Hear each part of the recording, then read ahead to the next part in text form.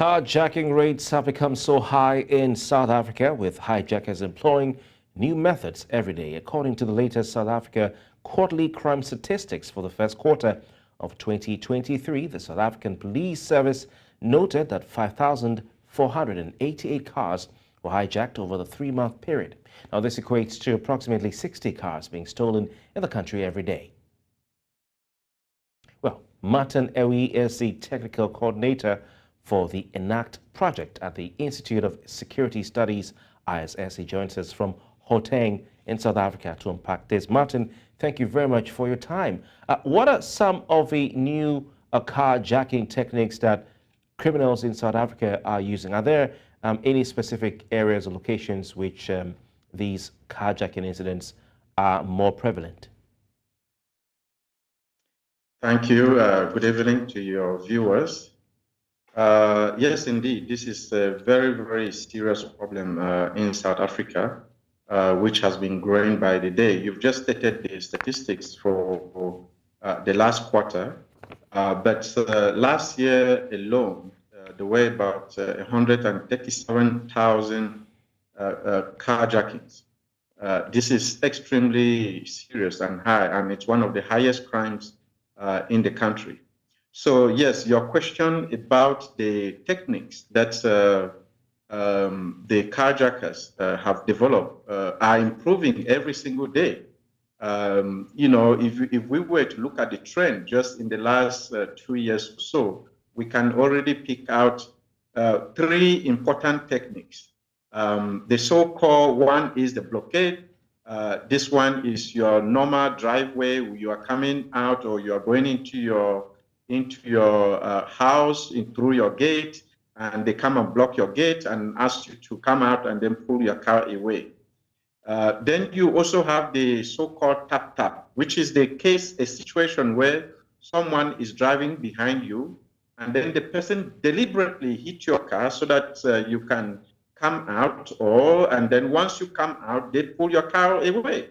Then you have the third one, which is the so-called Good Samaritan, where someone is driving next to you and the person alerts you to a problem that your car has. It could be a flat tire, it could be anything that they could come up with, and to say your car has a problem, just to pull you out of your car. And the moment you come out of your car, they take your car from you. They point a gun at you, and then they take your car from you. But what has really shocked South Africans in the last couple of days has been the so-called drive-through shooting, drive-through blockade, where 2 cars will actually drive with you, one in front of you and one behind. So the moment you pull into a drive-through where you want to pass a command, whether for a hamburger or whatever you want to eat, the moment you pull into that drive-through, 1 car will be behind you, 1 car will come in front of you. And once they stop, one gets out and asks you to pull out, and then you need to get out of your car. And the moment you get out of your car, they get in, they pull your car away, and then that's it. That's the next story. It's gone. So there are so many techniques that these criminals are constantly being adapted to in order to beat the security measures that are being put in place in South Africa.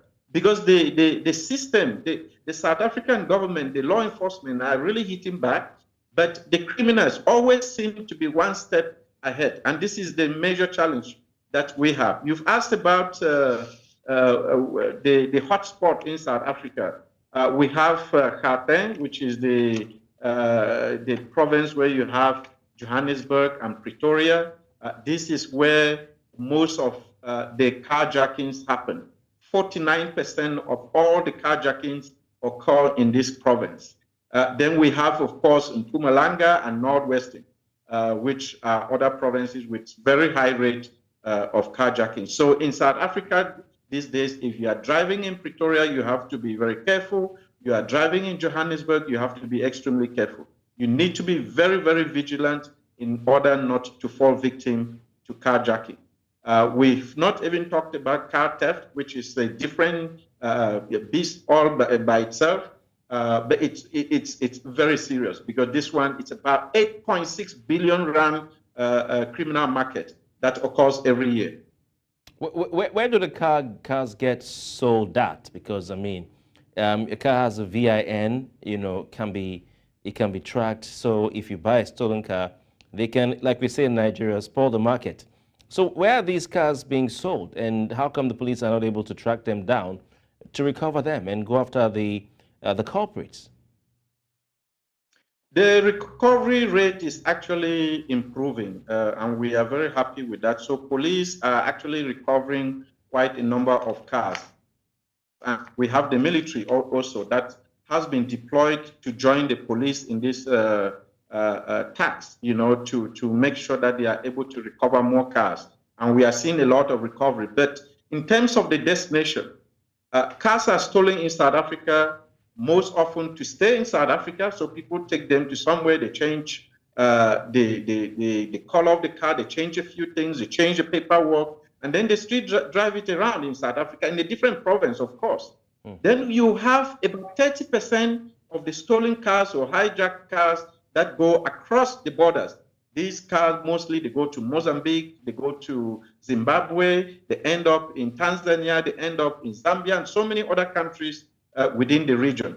So these are the major destinations. But we also have one type where cars are stolen for their parts.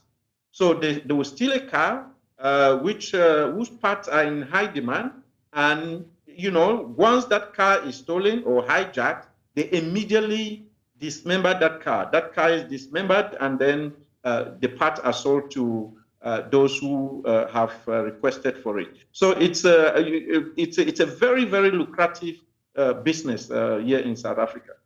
Apart from being, aware of the surroundings and trying to be careful when you're driving, what are some of the proactive decisions that car owners can take to make sure they don't fall victim or prey to these guys? And also, how important is awareness, for this kind of issue? Extremely important, but one thing that we have seen that is actually working is a tracking system. So motorists with tracking system, once those cars are stolen, the likelihood that they will be recovered are very high than other cars that do not have tracking system.